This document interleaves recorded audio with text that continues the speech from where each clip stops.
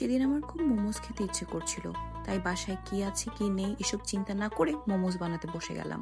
প্রথমে আমি চিকেন কিমা করে নিয়েছি, তারপর এক এক করে গাজর কুচি, ধনিয়া পাতা কুচি, পেঁয়াজ কুচি আর মরিচ কুচি দিয়ে দিলাম।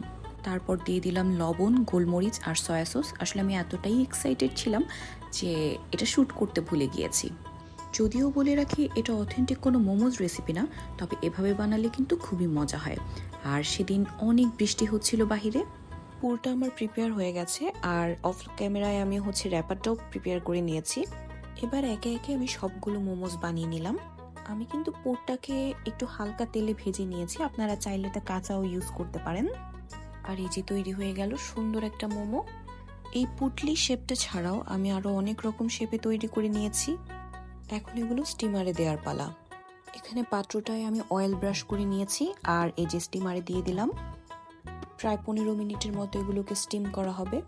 স্টিম করে নিলে এগুলো আকারে বড় হয়, তাই এদের মাঝে একটু ফাঁকা জায়গা রাখতে হবে।